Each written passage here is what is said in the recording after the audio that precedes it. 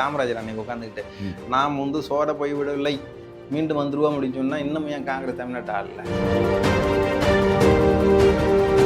கட்சி தூங்கும் போதோ அங்கங்க குழுக்கள் இருக்கதான் செய்யும். தனுஷ் கொடியை அறிமுகப்படுத்துறேன்னா அங்கே ஒரு 5000 பேர் ஏர்போர்ட்டில் கூட தான் செய்யறாங்க.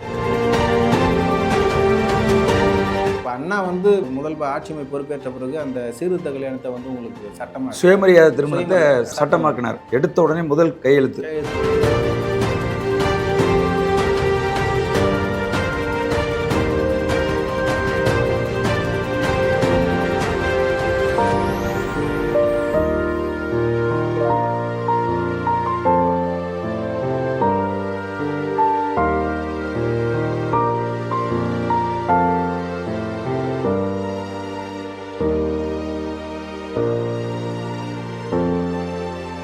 உலகம் முழுவதும் பரவி வாழுகிற தாய் தமிழ் உறவுகள் அனைவருக்கும் வணக்கம். இன்னைக்கு தமிழக வெற்றி கழகத்தின் தாம்பரம் முருகன் அவர்களை சந்தித்து பேச இருக்கிறோம்.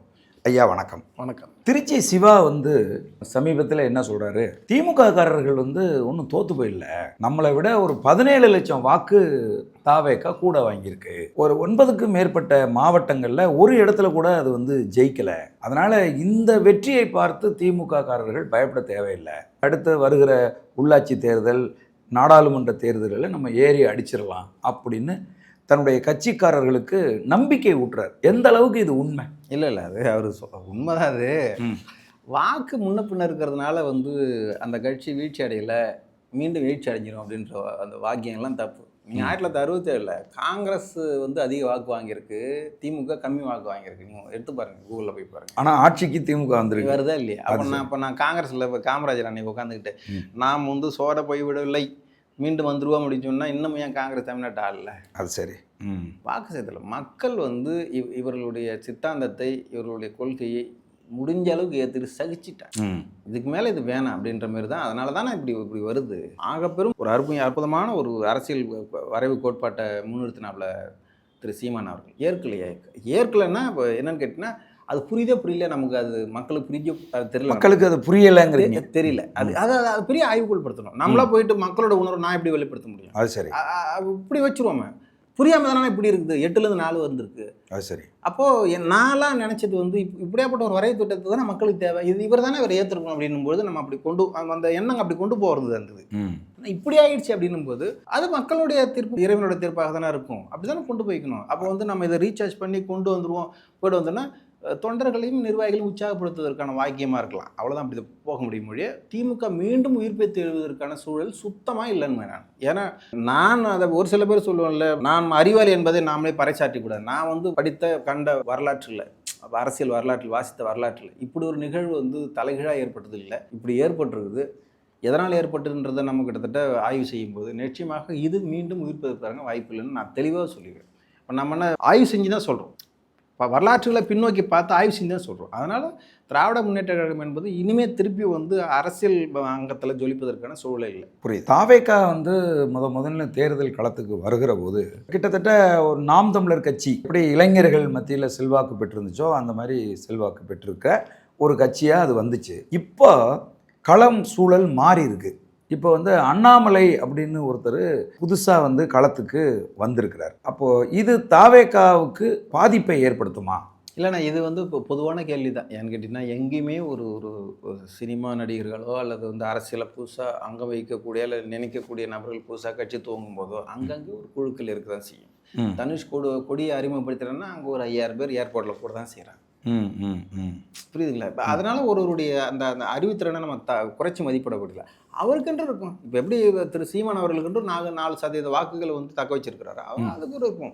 ஆனால் என்னை பொறுத்த வரைக்கும் என்ன கேட்டிங்கன்னா, பெருவாரியான மக்கள் பொதுவான கருத்தில் ஏற்றுக்கொள்ளக்கூடிய தலைவனாக பிரதிபலிக்கிறான். பெருவாரியான 1.74 கோடி, அதாவது 1,73,00,000 கிட்டத்தட்ட வாக்குகள் வந்து தாவேக்கா பெற்றிருக்குது. 35% வாக்குகளை பெற்றிருக்குது. அப்போ பெரும் இளைஞர்கள் தான் போட்டானா? அப்படி கிடையாது. திமுக அதிமுக இருந்த குடும்ப நண்பர்களும் போட்டிருக்காங்க, கிராமப்புறங்களில் மக்களும் போட்டிருக்காங்க. புரியுங்களா? ஒரு வாக்ககத்திலும் ஒரு பூத்திலும் குறைஞ்சபட்சம் 400லேருந்து 500 வாக்குகள் வந்து பதிவாக இருக்குது.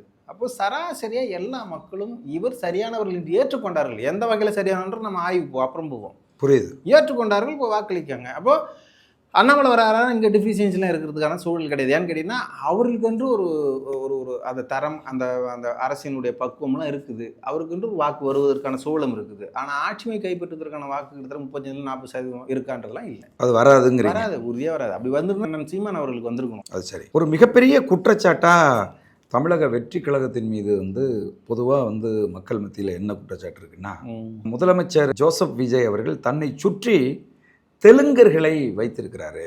ஜனார்தனன் ரெட்டி, அனில் ரெட்டி, விஷ்ணு ரெட்டி, ஆதவ் ரெட்டி, ஜான் ஆரோக்கியசாமி, இப்படி தனக்கு வழிகாட்டுற ஆட்களாக வைத்திருப்பவர்கள் எல்லாருமே தெலுங்கர்களாக இருக்காங்க அப்படிங்கிற ஒரு பகிரங்க குற்றச்சாட்டை, இன ரீதியான குற்றச்சாட்டை முன்வைக்கிறாங்க. இதை எப்படி நம்ம எடுத்துக்கிறது? இல்லை, அப்படி நம்ம கொண்டு போக முடியாது. அப்படி பார்த்தீங்கன்னா தாழ்த்தப்பட்ட பிற்படுத்தப்பட்ட மக்களுக்கு ஒரு கிட்டத்தட்ட 8 பேருக்கு வந்து உங்களுக்கு வந்து அமைச்சரவையில் இடம் கொடுத்துருக்காங்க. குறிப்பாக 4 பேர் பெண்கள் அமைச்சராக இருக்காங்க.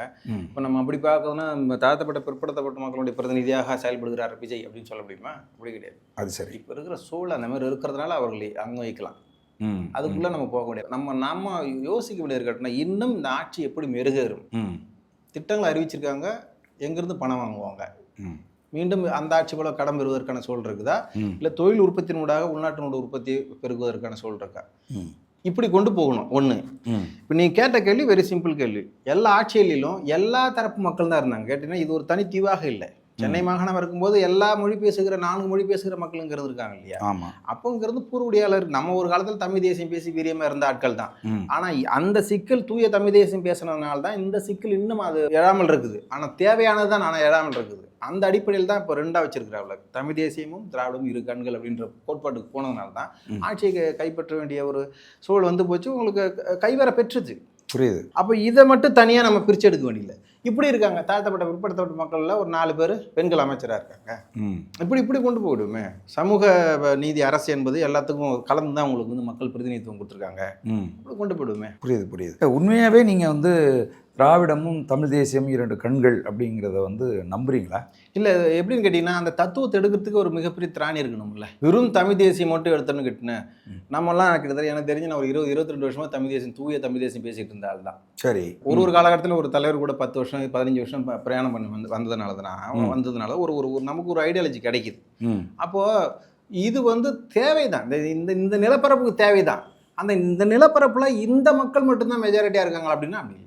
ஏன் தமிழ் தேசியம் முழுமையாக இங்கே அழியல, ஏன் இது உயிர் பெறலை அப்படின்னு கேட்டிங்கன்னா, இந்த மக்கள் ஒரு சாரார் மட்டும் இங்கே இல்லை. அனைத்து தர மக்களும் கிட்டத்தட்ட நீங்கள் பார்த்தீங்கன்னா ஒரு தெலுங்கு பேசக்கூடிய மக்கள் கிட்டத்தட்ட எனக்கு தெரிஞ்சு ஒரு 15-20% பேர் இருக்காங்களே இல்லையா? இருக்காங்க. இப்போ நம்ம இதை முன்னிறுத்தி பேசும்போது அந்த வெறுப்பரசியல் அவங்களுக்கு உருவாகாது.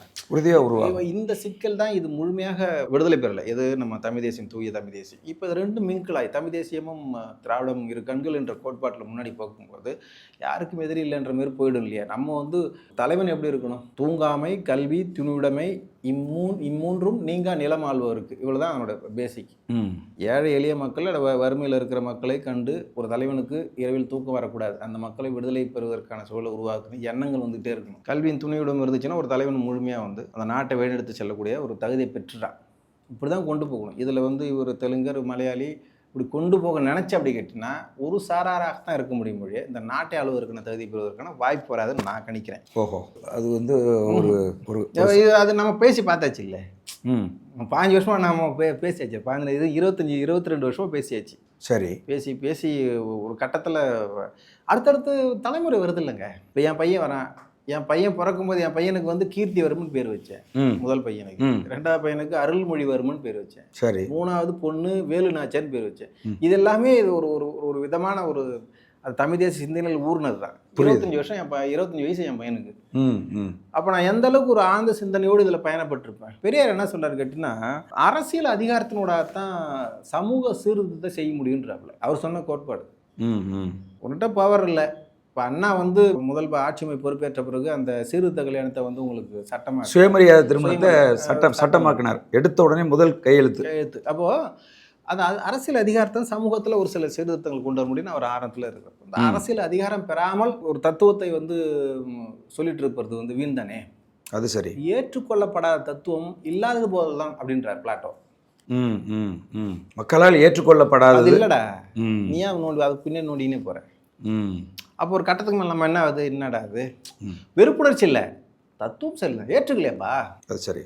அப்படின்றபோது அது பின்னடைவாகி மக்களோடு மக்களாக சேர்ந்து அதிகாரத்தை பெற்று மக்களுக்கு சமூக சேவை செய்வதற்கான சூழலை உருவாக்குறது தானே இந்தமாதிரி மாற்றுப்பாதை தேர்ந்தெடுக்கிறது. அதனால் இந்த பாதை செத்து போச்சுன்னு சொல்ல இருக்கிறது அவசியம் தேவை. ஆனால் இதை மட்டும் தூக்கின்னு போனால் வந்து நமக்கு அதிகாரத்தை பெறுவதற்கான சூழல் இல்லை. அதை தெரிந்தால் இந்த ரெண்டுத்தையும் கோயின்சைட் பண்ணி கொண்டு போகிறாங்க. புரியுது. வெற்றி கழகம் தமிழகத்தில் வந்து முக்கியமாக வந்து இருக்கிற பிரச்சனைகளில் ரொம்ப முக்கியமான பிரச்சனை வந்து ஈழத்தமிழர் பிரச்சனை, இலங்கை இராணுவத்துக்கும் தமிழக மீனவர்களுக்குமான பிரச்சனை. இந்த பிரச்சனைகளில் இதுவரைக்கும் தமிழக வெற்றி கழகம் எந்த ஒரு முடிவோ நடவடிக்கையோ எதுவுமே எடுக்கலையே. இல்லைண்ணா, இப்போ ஆட்சி பொறுப்பேற்று 60 நாட்கள் ஆகிறது. சரி, 10ஓட முடிஞ்ச நீ தேதி 65 நாட்கள் ஆகுது. இதில் வந்து ஒரு சர்வதேச சிக்கல் இது, புரியுதுங்களா? இது நேரடியாக மீனவர் சிக்கலை வந்து ஒன்று இந்திய உள்துறை கையாளணும். வாக்சால சந்தையில் வந்து உங்களுக்கு எல்லை பிரிக்கும் போது தான் உங்களுக்கு கச்சத்தீவு அங்கே போகுது. வெறும் 282 ஏக்கர் நிலப்பரப்பு ஒரு நாட்டுக்கு தாரை வார்க்கப்படுகிறது. புரியுதுங்களா? அது நடுவில் இருக்கிற ஜலசந்தையை பிரிப்பதற்கான எல்லை கோட்டில் இந்த சிக்கல் வரும்போது அதை வந்து பண்டாநாயகம் இந்திரா காந்தி அம்மையார் கொடுக்குறாங்க. இந்திரா காந்தி தூக்கி கொடுத்துட்றாங்க. அது வந்து எமர்ஜென்சி பீரியட் நடந்ததுனால அது ஒரு மிகப்பெரிய ஒரு கூட்டத்தெல்லாம் போட்டு எதுவும் செய்யலை. ஒன்று. 2015 வந்து ஒரு தகவல் அறிவு உரிமை சட்டத்தில் இந்திய அரசிட்ட கேட்கும்போது இது வந்து இலங்கை அரசுக்கு சொந்தம் அப்படின்னு சொல்லி அவங்களே தகவல் தராங்க. புரியுதுங்களா? இந்த சிக்கல் வந்து தீர்க்கணும் அப்படி கேட்டினா 2 இதுக்கு போகணும், வழிமுறையில் தான் இருக்குது. ஒன்று, உள்துறை அமைச்சகம் வந்து நேரடியாக நெதர்லாந்தில் ஹக்குன்ற ஒரு நீதிமன்றம் இருக்குது, அங்கே நீங்கள் வழக்கு போட்டு அதை வந்து ஒரு முடிவு கொண்டு வரணும். அப்படின்னா இப்போ இருக்கிற உச்சநீதிமன்றத்தில் இந்த வழக்கு சிக்கல் இருக்குது, நடைமுறையில் இருக்குது, அதுக்கு ஒரு தீர்வை கொண்டு வரதுன்னு ஒரு அழுத்தம் கொடுக்கணும். அப்படி இல்லைன்னா ஒரு ராஜதந்திர முறையில் வந்து இலங்கை அரசோட பேசணும். ஏன்னு கேட்டிங்கன்னா, இப்போ கொழும்பு துறைமுக நகரம் 2021 சீனாவுக்கு கிட்டத்தட்ட ஒரு 300 ஏக்கரை வந்து கொடுத்துட்டாங்க. அது வந்து அங்கே சீனாவுடைய அரசியலமைப்பு சட்டம் அங்கே உள்ள இருக்குது, எங்கள் இலங்கை மண்ணில் இருக்குது. அதுபோல் நமக்கும் அந்த இடத்த தாரை வைப்பதற்கான ஒரு ராஜதந்திர முறையில் பேசி அந்த நிலப்பரப்பை நம்ம கைவேற பெறலாம், ரூபா கொடுத்து வாங்கலாம். இதனோட பூசார் அப்படி இருக்குன்னு சொல்லாதீங்க. அதே மாதிரி தான் அங்கே வாங்கியிருக்கிறாங்க. கொழும்பு துறைமுக நகரத்தில் கிட்டத்தட்ட ஒரு $1,00,000 ட்ரில்லியன் கொடுத்தா சீனா வாங்கியிருக்குது. சரி, அதுபோல் நம்ம இது தேவைப்படுகிறது அப்படின்னு சொல்லி ஏதேனும் ஒரு நிவாரணத் தொகை கொடுத்து நம்ம அதை வாங்கலாம். அப்படி இல்லைன்னு கேட்டிங்கன்னா, ஏற்கனவே 1974 நான் ஏற்கனவே உங்கள்கிட்ட சொன்ன மாதிரி தீன்பிகான்ற ஒரு பகுதி இருக்குது. பங்களாதேஷுக்கும் இந்தியாவுக்கும் இடையில ஒரு தீன்பிகான்ற ஒரு பகுதி இருக்குது. அது இந்தியாவுடைய இறையாண்மைக்கு உட்பட்ட பகுதி. ஆனால் பங்களாதேஷர் எந்தவித காரணம் இதுவும் இல்லாமல், அதாவது அனுமதி இல்லாமல் வந்து போகிறாங்க. புரியுது. அப்படி ஒரு உடன்பாடு கொண்டு வரலாம். அப்படி இல்லை அப்படி கேட்டிங்கன்னா, பல நாடுகள், ஏற்றாட்டு கடல் நாடுகள், ஆசிய நாடுகள், பெரிய ஐரோப்பிய நாடுகள்லாம் ஒரு கடல் நிலப்பரப்பில் வந்து மீன் பிடிப்பதற்கான 2 நாடுகள் ஒரு புரிந்துணர்வு ஒப்பந்தம் செய்து கொள்கிறது. அதுபோல் செய்து கொள்ளலாம். இப்படி கிட்டத்தட்ட நிறைய வழிகள் இருக்குது. இது எல்லாமே இங்கேருந்து செல்கிற பாராளுமன்ற உறுப்பினர்கள் பாராளுமன்றத்தில் குரல் கொடுத்த செய்யணும். இங்கேருந்து போகிறார்கள், அதை எதுக்கு பேசுறதே கிடையாது. புரியுது. இப்போ இந்த வேலைகளே வருகிற தாவேக அரசு 2029 பாராளுமன்ற தேர்தலில் வெற்றி பெற்று இந்த வேலைகள் துவங்கும். இது சர்வதேச சிக்கல்ன்றதுனால, ஒரு நாட்டினுடைய ஒரு மாநிலத்தோட சிக்கல்ன்றதுனால உடனே கையாள முடியாது. நிச்சயமாக மீனவருக்கு எப்போதுமே ஆதரவாக தாவேக அரசு இருக்கும். அதுக்கப்புறம் வந்து இப்போ சமீபத்தில் தாவேக அரசின் மீது வைக்கிற மிகப்பெரிய ஒரு குற்றச்சாட்டு என்ன அப்படின்னா, காவிரி நதிநீர் சிக்கல். இந்த மேகத்தாட்டு அணையை கட்டுறதுக்கு கர்நாடகாவினுடைய முதலமைச்சர் KD சிவகுமார் ரொம்ப துரிதமாக வந்து செயல்படுறாரு. டெல்லிக்கு போய் அந்த காய் நகர்த்துறாரு. ஆனால் தமிழக முதல்வர் ஒன்றுமே பேசாமல் அமைதியாக இருக்கார். இப்போ வரைக்கும் தண்ணி திறக்கப்படலை, விவசாயம் பொய்ச்சு போகுது. இது வந்து ஒரு செயலற்ற தன்மை அப்படின்னு விமர்சிக்கிறாங்க. விவசாயிகள் தண்ணீர் கேட்டு போராடுறாங்க.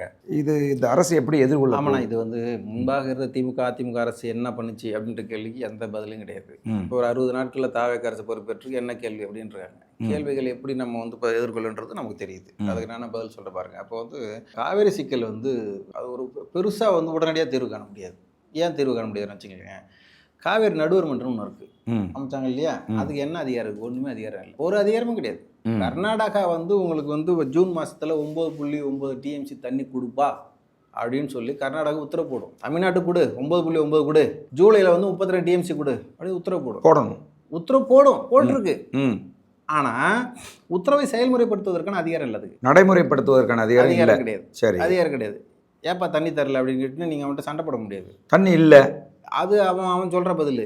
ஆணை ஒன்றும் சொல்ல முடியாது. இவர்கள் 9.9 TMC தண்ணீரை கர்நாடகா தமிழ்நாட்டிற்கு கொடுக்க சொல்லி நான் உத்தரவு போட்டேன்னு இந்த காவேரி நடுவர் மன்றம் இருக்கு இல்லையா, அது மத்திய அரசு கடிதம் தான் எழுதலாம், வேறு எதுவும் பண்ண முடியாது. எந்த அதிகாரமும் இல்லை. இல்லை, இப்போ நீங்கள் ஸ்டாலின் தண்ணி கொண்டாந்துட்டாரு. எப்போ கொண்டு வந்தார்?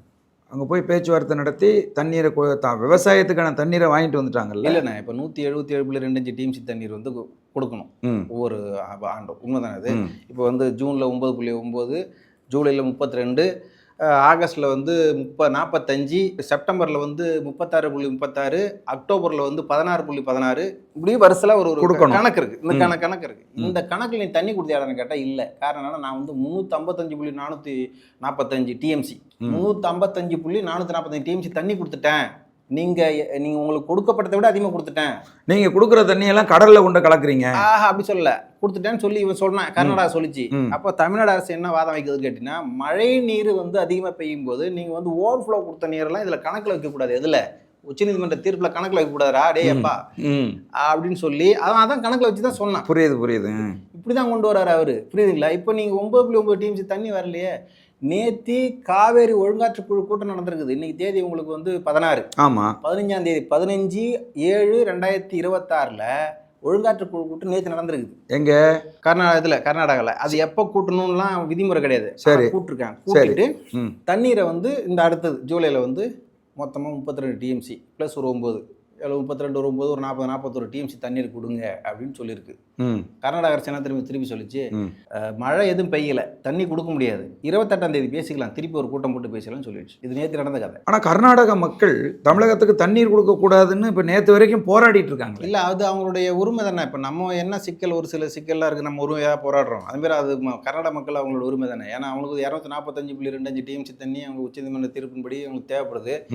அதை நான் முழுமையாக வந்து அணையை கட்டி நான் இது பண்ணிக்க போகிறேன், யூஸ் பண்ணிக்க போகிறேன்னு சொல்லிட்டு தான் சிவகுமார் சொல்கிறாப்புல. புரியுதுல? அது அவனோட உரிமையை அவன் போராடுறான். நான் என்ன சொல்ல வரேன்னா, 52.74 லட்சம் ஹெக்டர் வந்து நெல் விளையுது தமிழ்நாட்டு ஃபுல்லாக. அதில் 5.42 லட்சம் குருவை சாகுபடி. காவேரியில் தண்ணி திறந்தா தான் அங்கே உண்டு குருவை விவசாயம் இருக்கும். புரியல? 93 மில்லியன் கன அடி தான் இப்போ தண்ணீர் இருக்கணும். 93 மில்லியன் கன அடி தண்ணீர் வந்து காவேரியில் இருக்கணும். இப்போ இருக்கிறது வெறும் 38 மில்லியன் கன அடி தான் இருக்குது. 38 லட்சம் மில்லியன் கன அடி தான் இருக்குது. இப்போ என்னன்னு கேட்டிங்கன்னா, தண்ணி வரலை, தண்ணி திறந்து விட முடியாது. அப்படி சூழல் வந்து ஜூன் 12 தண்ணி திறந்து விட முடியல. 1125 கோடி நட்டம். இந்த குருவை சாகுபடி ஏற்படாமல் இருப்பதனால 120 கோடி நட்டம். சரி, என்ன பண்ணலாம்? தண்ணி வந்து கிட்டத்தட்ட கேரஸில் வந்து அவனுக்கு வந்து கிட்டத்தட்ட ஒரு 142 அடி வந்தால் தான் தண்ணி திறந்து விடுவான். அந்த மாதிரி சூழ்நிலை. அவன்கிட்டையும் தண்ணி இல்லை. இப்போ இதுக்கு என்ன பண்ணலாம்? உங்களுக்கு அதிகாரம் இல்லை. உங்களுக்கு நடுவர் மன்றமோ அல்லது வந்து ஒழுங்காற்றுக்கோ இது கிடையாது, அதிகாரம் இல்லை.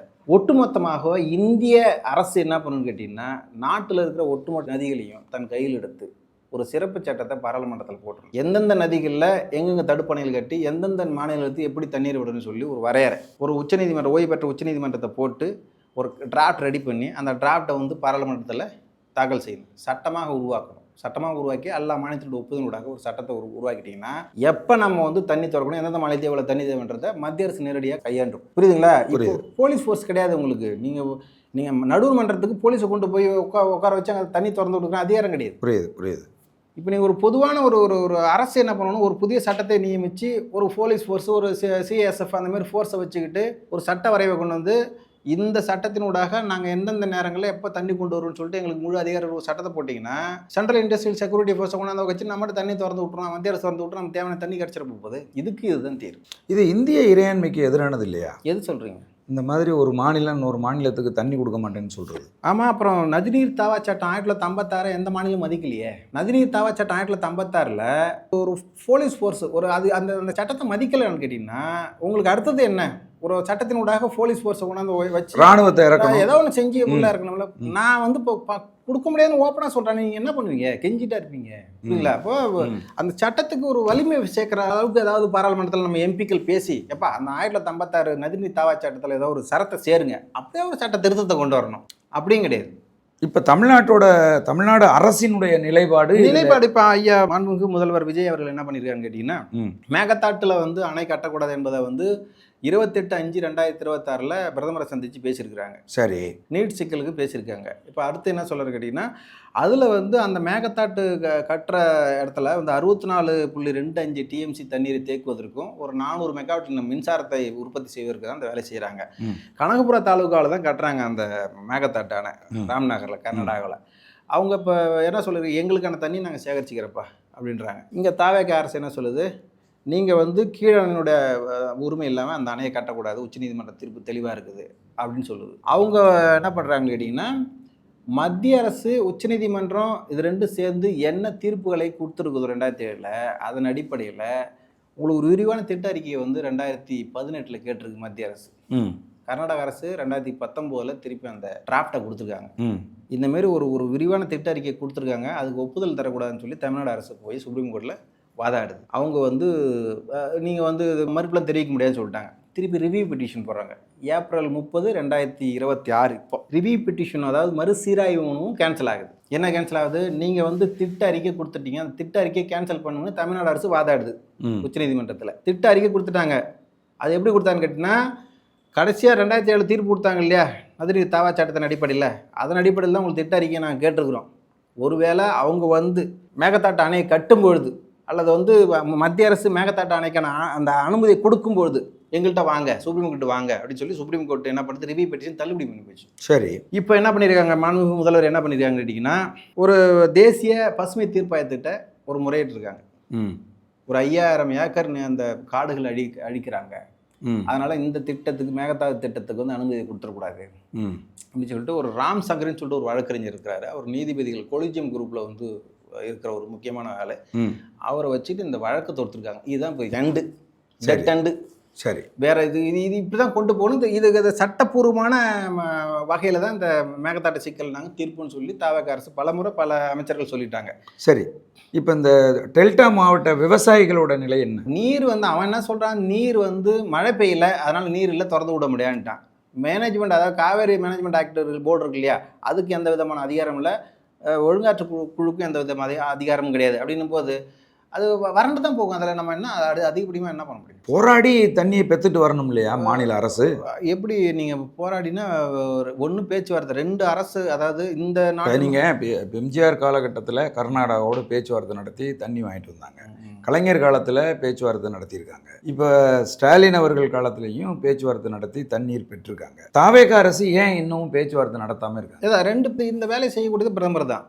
2 மாநில முதல்வர் அழைச்சி உட்காந்து பேச்சுவார்த்தை நடத்தி நிச்சயமா ஒரு தீர்வை கொண்டு வரதுக்கான சூழலை பிரதமர் தான் கொண்டு வரணும். சரி, இல்லை வழக்கு ஒன்று நிலுவையில் இருக்கிறதுனால அந்த சிக்கலை நீர்த்து போயிருக்கலாம். அப்படி இல்லை அப்படி கேட்டிங்கன்னா, அந்த இடங்கள்ல வந்து நீர் இல்லை அப்படின்றத, ஏன்னா நமக்கு வந்து கேஆர்எஸ் அணையிலேருந்து தான் நமக்கு வந்து தண்ணி வரணும், அவங்க நிரம்பினா தான் நமக்கு கொடுப்பாங்க. சரி, புரியுதுங்களா? அங்கே தண்ணி இல்லைன்னும் போது நான் எப்படி ஒன்று கொடுக்குறன்ற கேள்வி இருக்குது. உண்மையான நீரளவு வந்து கர்நாடகா இது வரைக்கும் சொன்னதாக நம்ம பார்க்கவே இல்லை, சரித்திரமும் கிடையாது. ஆக இந்த சட்டத்தினூடாக நம்ம வந்து ஒரு வலிமையான ஒரு முன்னெடுப்பை செய்ய முடியலன்றதுனால தான் இப்படி இருக்குது. நீங்கள் சொல்கிறது சரிதான். 2 மாநிலத்தோட முதலமைச்சர் உட்காந்து பேசி ஒரு ராஜேந்திர ரீதியில் தண்ணியை கொண்டு வரலாம், புரியல. அதை வந்து ஒரு மத்தியஸ்தம் பண்ணி மத்திய அரசும் செய்யணும். அதற்கான முனைப்புகளை ஈடுபடுவாங்க. இப்போ தான் நம்ம ஸ்டார்ட் பண்ணியிருக்கிறோம் இல்லையா, இப்போ தானே அரசு ஸ்டார்ட் ஆகிருக்குது. புரியுது. அது மேகதாட்டு அணை வந்து இப்போ நீர் வந்து இப்போ மெல்ல வந்துட்டு இருந்தது. ஒரு 100 கனடி 200 கனடி 1000 கனடி வந்துட்டு இருந்தது. இப்போ சுத்தமாக அதுவும் வராமல் நின்று போச்சு. அப்போ நீர் சுத்தமாக இல்லை அப்படின்றது நம்ம வந்து ஒரு யூகிச்சிக்கலாம். ஆனால் நீங்கள் சொல்கிற மாதிரி உரிமைகளை கேட்டு பெறுவதற்கான சூழல் இருக்குது. அதை தாவேக அரசு செய்யும். அதே மாதிரி வந்து பார்த்திங்கன்னா, நாம் தமிழர் கட்சி ஒரு சொட்டு தண்ணீர் கூட கடலில் கலக்க விட மாட்டோம், நாங்கள் வந்து ஏரிகள், குளங்கள், தாங்கள் இதெல்லாம் வந்து புதுப்பித்து எங்களுக்கு தேவையான நீரை நாங்களே சேமித்து கொள்வோம் அப்படின்னு பரப்புரை மேற்கொண்டாங்க. அந்த மாதிரியான செயல்பாடுகளை தாவேக அரசு முன்னெடுக்குமா? இல்லை, அதாவது நீர் மேலாண்மை என்பது வந்து ஒரு மிகப்பெரிய ஒரு ஆற்று கலை. அது வந்து காங்கிரஸ் ஆட்சியில் வந்து 1,06,000 மில்லியன் கனஅடி நீரை தேக்கி வைக்கக்கூடிய அளவுக்கு அணைக்கட்டுகள் உருவாக்குனாங்க. இல்லை, அதுக்கப்புறம் வந்து காமராஜர் பீரியடில். ஆமாம், அதிமுக ஆட்சியில் வந்து ஒரு 40,000 மில்லியன் கனஅடி தண்ணீர் தேக்கி வைக்கக்கூடிய அளவுக்கு அந்த நீர் மேலாண்மையை பாதுகாத்தாங்க. புதிய ஏரிகள் தூர்வாரது, இந்த மாதிரி சிக்கல்கள்லாம் செஞ்சு முடித்தாங்க. திமுக ஒரு 10,000 கூட தாண்டலை.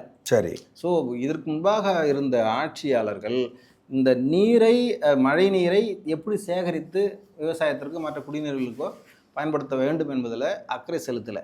நேற்றைய ஆய்வின்படி எல்லா 38 மாவட்டத்திலையும் நிலத்தடி நீரை ஆய்வு செய்திருக்கிறது நிலத்தடி டிபார்ட்மெண்ட், அந்த நீர் டிபார்ட்மெண்ட், கிரவுண்ட் வாட்டர் டிபார்ட்மெண்ட் பேர். ஓகே, அவங்க ஒரு மாவட்டத்திலையும் கிட்டத்தட்ட ஒரு 10லேருந்து 12 மீட்டர் நிலத்தடி நீரினுடைய மட்டம் சென்ற ஆண்டை விட இந்த ஆண்டு குறைந்திருக்கிறது என்பதை ஊர்ஜிதப்படுத்திட்டாங்க. ஓகே, ஏன்பா ஊர்ஜிதப்படுத்தினாங்க அப்படின்னா, நிலத்தில் ஊறக்கூடிய நீரை விட கிட்டத்தட்ட 20 லட்சம் போர் போட்டிருக்குது நம்ம விவசாயத்திற்காக வேண்டி. ஓஹோ. நிலத்தில் ஊறக்கூடிய நீரை விட 8 மடங்கு அதிகமாக ஸ்பீடில் வந்து நீரை வெளியெடுக்கிறோம் விவசாயத்திற்கு வேண்டி. எவ்வளோ நீர் ஊறுதோ அதுலேருந்து 8 மடங்கு நீரை வெளியெடுக்கிறோம். அதனால நிலத்தடி நீர் மட்டம் குறைஞ்சிக்கிட்டு இருக்கு அப்படின்னு நேற்று 2 நாளைக்கு முன்னாடி ஒரு ஆய்வு நமக்கு சொல்லுது. சரி. அப்போ நிலத்தடி நீரை உருவாக்குவதற்கு உற்பத்தி செய்வதற்கான திட்ட வரைவுகள் இருக்கணும். நீர் மேலாண்மையில் ஒரு அக்கறை இருக்கணும். இந்த வேலையை நம்ம இப்போ இருக்கிற தாவக அரசு முதன்மையாக செய்யாதுல, அந்த மாற்று கருத்து இல்லை. இதுக்கு முன்பாக இருந்த அரசு இதில் தனி கவனம் செலுத்தலை. ஆமாம், புரியுதுங்களா? தென்பெண்ணை ஆற்று சிக்கல் இன்னும் இருந்துட்டு இருக்கு, இன்னும் அப்படியே இருக்கு, இன்னும் இருந்துட்டு இருக்குது. அது நடுவில் ஒரு அணை கட்டுறதுக்கு இப்போ வந்துட்டு இருக்குது. இவங்க கட்டின தடுப்பணை எல்லாம் ஒரு மழை வெள்ளத்துல எல்லாம் ஆற்றுல அடிச்சுக்கிட்டு போயிடுச்சு, அடுத்துட்டு போயிடுச்சு. இப்படி சிக்கல் இருக்குது. நீர் மேலாண்மைன்றது ஒரு மிகப்பெரிய ஆற்று இருக்குது. அது இப்போ சோழர் காலத்துலேருந்து இருக்குது. அது ஒரு மிகப்பெரிய ஆற்று. அது புரியுது. சரியான முறையில் அரசு கையாண்டதுனா நிலத்தடி நீர் வந்து மட்டம் கீழே போகாது. இந்த சிக்கல் காவேரி மேகதாட்டு சிக்கலில் சட்ட ரீதியாக அணுகிட்டு இருக்காங்க. அதே வேளையில் ராஜதந்திர ரீதியில் நீங்கள் சொல்கிற மாதிரி அணுகணும். 2 முதலமைச்சர்கள் பேசி ஒரு நல்ல தீர்வு எட்டணுன்ற கொண்டு வருவாங்க. மிக்க மகிழ்ச்சி தோழர். தமிழக வெற்றி கழகத்தினுடைய செயல்பாடுகள் குறித்து, அதில் இருக்கக்கூடிய ப்ளஸ் மைனஸ் குறித்து ரொம்ப அழகாக வந்து ஒரு ஆய்வு கண்ணத்தோட அதை விளக்கி சொன்னீங்க. எங்களுடைய அரங்கத்துக்கு வந்து உங்கள் கருத்தை பகிர்ந்து கொண்டாமைக்கு மிக்க மகிழ்ச்சி. நன்றி, வணக்கம். நன்றிண்ணே.